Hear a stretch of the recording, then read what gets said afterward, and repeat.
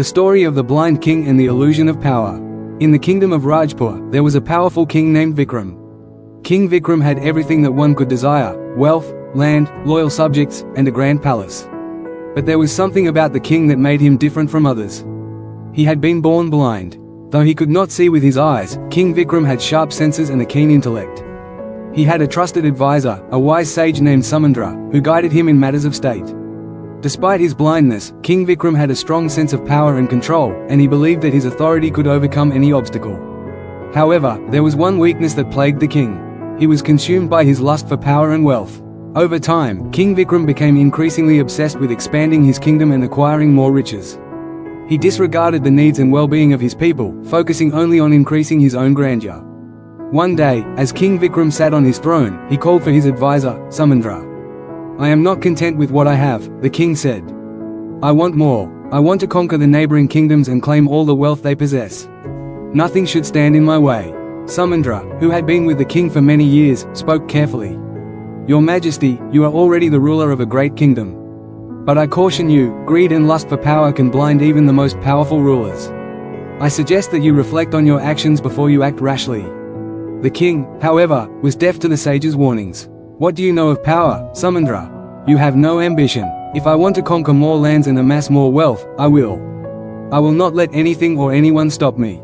The story of the blindness of lust. Unbeknownst to King Vikram, a great catastrophe was looming. His desire for wealth and conquest led him to make decisions that hurt the very people he ruled. He raised taxes on the poor, drained the kingdom's resources, and forced the young men of the village to march into wars of expansion, even though the kingdom was already prosperous. His obsession with acquiring riches and enlarging his empire blinded him to the suffering of his people. One day, a wise hermit from a distant land came to the kingdom. The hermit, who had heard of the king's blind ambition, sought an audience with King Vikram. The king, eager to boast of his power, welcomed the hermit into his palace. "I have heard that you are a wise man," the king said. "Tell me, what is your opinion of my reign? I have conquered many lands and acquired much wealth. Surely, I am the greatest of kings." The hermit, looking calmly at the king, replied, "Your Majesty, I have heard of your power and your conquests, but I see something that many do not. You are like a man born blind who cannot see the dangers of his actions.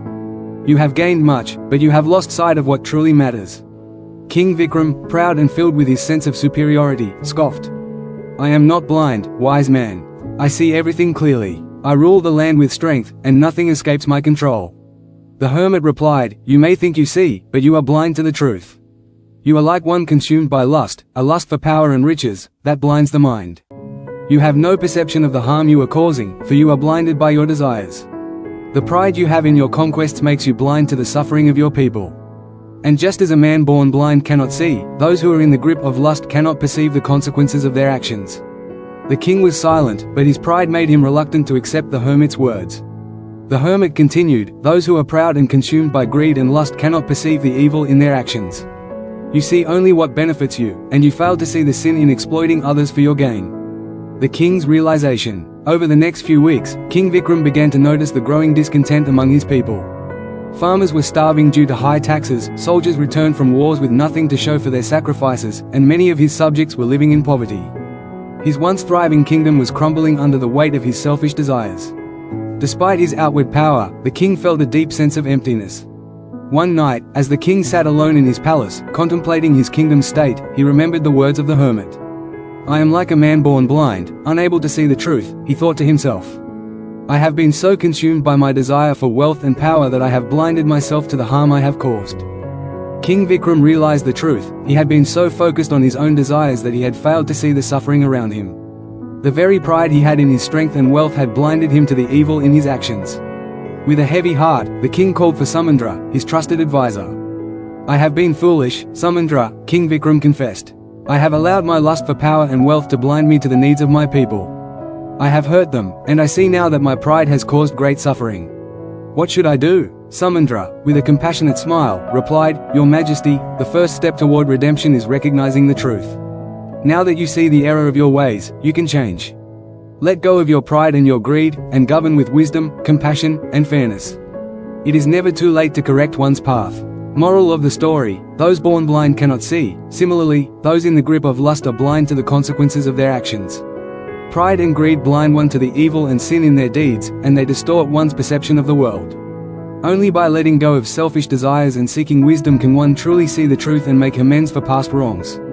It is the humble and the wise who perceive the world as it is, free from the blindness of lust and pride. Thanks for watching. If you found this video insightful, don't forget to give it a like, share it with others who might benefit, and subscribe to the channel for more valuable content like this. Hit the bell icon so you never miss an update. See you in the next video.